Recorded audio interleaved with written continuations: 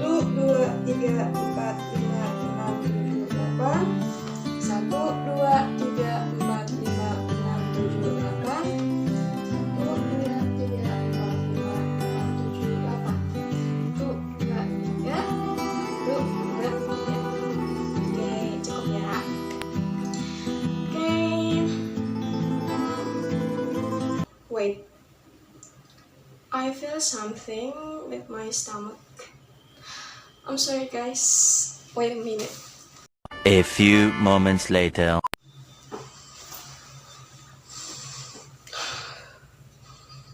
I'm sorry guys, I have a stomachache and I think I got a diarrhea. Ya, aku kena diare guys. Jadi ngomong-ngomong soal diare nih, kira-kira apa ya yang menyebabkan seseorang bisa terkena diare? Ayo. Jadi diare itu terjadi karena adanya infeksi atau intoleran terhadap zat tertentu atau zat makanan tertentu. Nah, terkait infeksi ini akan ada hubungannya loh dengan apa yang akan kita bahas nanti. Kira-kira apa ya? Infeksi itu biasanya karena apa sih? Mikroba, karena parasit, karena virus, and then bakteri. In this video, we gonna learn about bakteri. Ya, terus gimana caranya bakteri bisa masuk dan menginfeksi tubuh manusia ya? Oke, kita dapat satu masalah atau satu pertanyaan untuk bahan diskusi nanti. Kita keep dulu ya. Oke, kita bahas dulu mengenai bakteri. What is bakteri? What is bakteri? Bakteri is unicellular prokaryotic organism. Apa itu? Bakteri adalah unicellular. Unicellular berarti dia tersusun atas satu sel. Kemudian prokaryotik. Prokaryotik itu apa? Prokaryotik itu tidak memiliki membran inti. Jadi bakteri itu tidak memiliki membran inti. Dan mikroorganisme berarti bakteri itu mikroorganisme. Prokaryotik uniseluler. Mikroorganisme berarti dia itu organisme kecil yang dia itu tidak memiliki membran inti dan dia tersusun atas satu sel. Oke, jadi ciri-ciri bakteri dari pengertian tadi ya. Yang pertama, bakteri itu tersusun atas satu sel. Bakteri itu ukurannya sangat kecil. Dan kemudian bakteri itu dia tidak memiliki membran inti. Kemudian ciri-cirinya ada apa lagi? Bakteri itu bisa hidup di segala bentuk lingkungan atau segala kondisi lingkungan. Kira-kira bagaimana ya bakteri bisa bertahan hidup di lingkungan yang ekstrim? Karena dia kan bisa hidup di berbagai kondisi lingkungan ya. Oke, kita mendapatkan satu masalah lagi untuk bahan diskusi. Berarti kita sudah punya dua bahan diskusi ya. Kita keep dulu. Kemudian ciri-ciri bakteri ada apa lagi ya? Apakah bakteri itu bisa bergerak? Tentu saja bakteri itu bisa bergerak menggunakan flagel. Berarti bakteri itu memiliki flagel. Kemudian apa lagi? Bakteri itu memiliki dinding sel loh. Berarti sama seperti tumbuhan dong. Bukan ya, kalau bakteri ini dinding selnya tersusun atas peptidoglikan. Berbeda dengan tumbuhan seperti itu. Saat mendengar tentang bakteri ini pasti yang terlintas dalam pikiran kita, bakteri itu merugikan, bakteri itu jahat, bakteri itu buruk. Apakah semua bakteri itu merugikan? No. Jangan negatif dulu ya sama si bakteri ini. Lihat video berikut ini.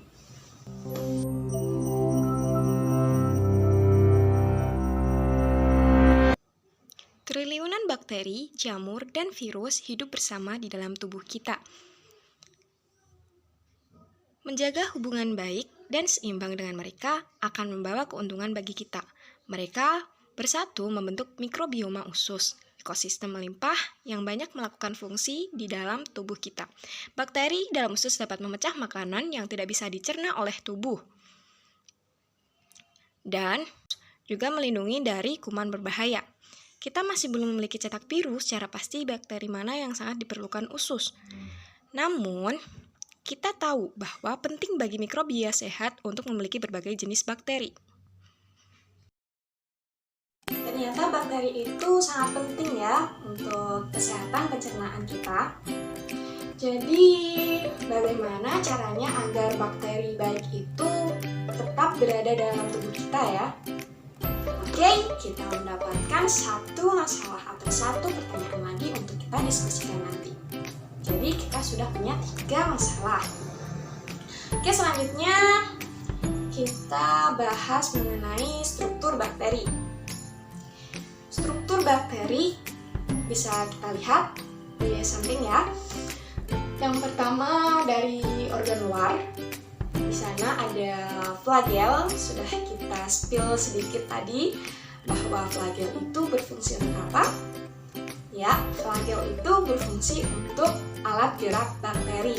Kemudian ada lagi yang seperti flagel tapi dia itu lebih pendek. Namanya apa? Ya, villi. Villi itu fungsinya untuk perlekatan bakteri saat melakukan reproduksi. Kemudian kita kupas dari permukaannya dulu. Ada apa lagi? Kapsul. Kapsul ini karena letaknya paling luar berarti fungsinya untuk melindungi sel bakteri. Kemudian di bawah kapsul itu ada lagi namanya dinding sel. Dinding sel itu fungsinya untuk apa? Dinding sel itu untuk menjaga bentuk bakteri, mempertahankan maksud saya, mempertahankan bentuk dari sel bakteri. Kemudian selanjutnya di bawah dinding sel ada membran sel. Membran sel itu fungsinya untuk pertukaran zat. Kemudian ada apa lagi? Ada sitoplasma. Sitoplasma itu cairan yang mengisi bagian dalam dari sel bakteri yang fungsinya itu untuk tempat metabolisme sel atau metabolisme zat. Kemudian selanjutnya ada DNA. Di sana kita lihat ada 2 DNA ya, ada DNA kromosom dan juga DNA plasmid. Nah, bedanya apa? DNA kromosom itu dia membawa sifat atau gen genetik yang akan diturunkan kepada keturunannya nanti. Sedangkan kalau plasmid itu dia membawa sifat-sifat yang menguntungkan bagi bakteri, seperti dia itu memiliki sifat resisten terhadap zat tertentu. Seperti itu. Kemudian kita lihat lagi ada ribosom yang fungsinya untuk tempat lalu apakah semua bakteri itu terlihat seperti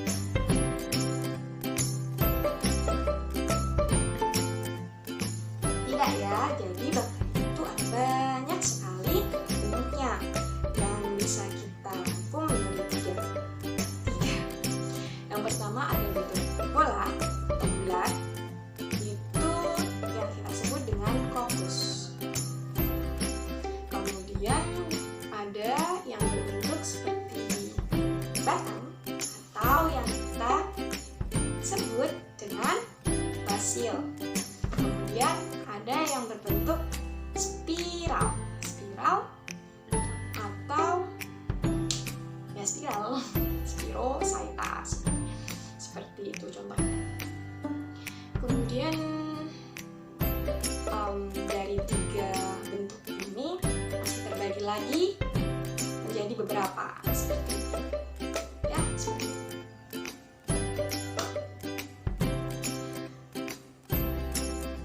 Kemudian kalian pasti pernah mendengar ada bakteri gram negatif dan bakteri gram positif.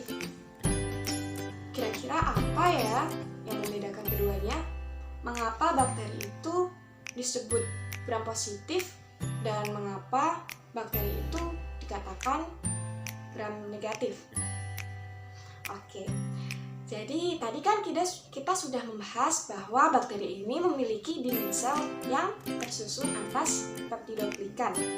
Nah, inilah yang membedakannya. Kalau bakteri gram positif, dia itu memiliki dinding sel yang tersusun atas peptidoglikan yang tebal.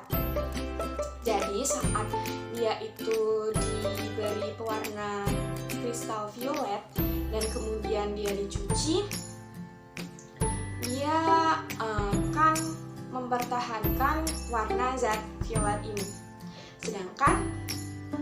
Jadi dia itu berwarna ungu ya teman-teman.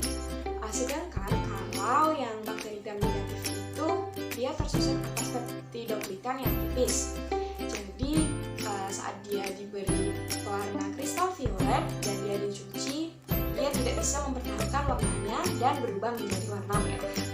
Jadi seperti itu ya perbedaannya. Selain itu, apakah semua bakteri itu memiliki satu flagel seperti gambar yang kita lihat tadi? Tidak ya.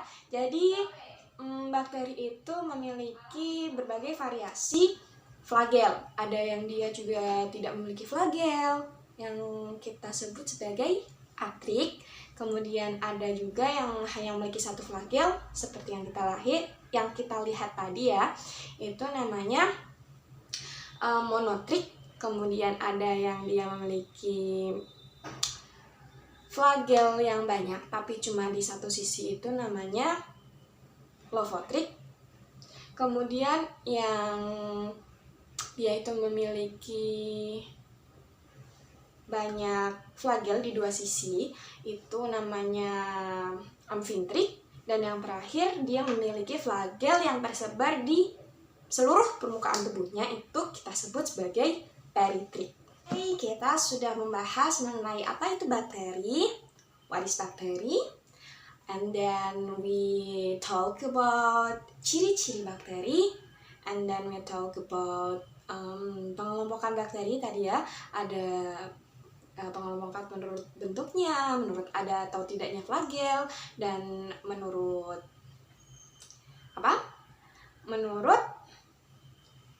dinding sel, karakteristik dinding selnya yang gram positif sama gram negatif tadi ya. Kemudian kita juga sudah mengupas mengenai struktur dari sel bakteri. Kemudian tadi untuk perannya, bakteri itu ada yang negatif bagi manusia yang menyebabkan penyakit, menginfeksi tubuh. Kemudian ada yang dia itu positif, yaitu yang dia itu berguna dalam sistem pencernaan manusia. Kemudian apa ya peran bakteri bagi lingkungan? Karena bakteri itu kan tersebar di berbagai kondisi lingkungan, di berbagai tempat ya berarti. Lalu kira-kira peran dia bagi lingkungan ini apa sih? Oke, kita sudah mendapatkan bahan diskusi yang terakhir. Jadi silahkan kalian membentuk kelompok dibagi 4, satu kelas, dan masing-masing kelompok akan mendiskusikan permasalahan yang telah kita sebut tadi. Yang pertama, tentang bagaimana bakteri dapat masuk dan menginfeksi tubuh manusia. Kemudian yang kedua, tentang bagaimana bakteri itu dapat bertahan hidup di lingkungan yang ekstrim. Kemudian yang ketiga, bagaimana cara kita untuk menjaga agar bakteri baik tetap dalam tubuh kita. Dan yang terakhir adalah bagaimana peran bakteri bagi lingkungan. Oke, saya kira cukup. Silahkan kalian mendiskusikannya bersama kelompok masing-masing, dan kemudian nanti hasil diskusi dapat kalian masukkan ke link yang telah saya siapkan di description box atau di kelas, nanti sudah saya share. Kemudian ya, sekian pembahasan materi bakteri hari ini. Semoga wawasan kita bertambah dan semoga kalian tetap curious. Okay, stay curious, and I think enough. Thanks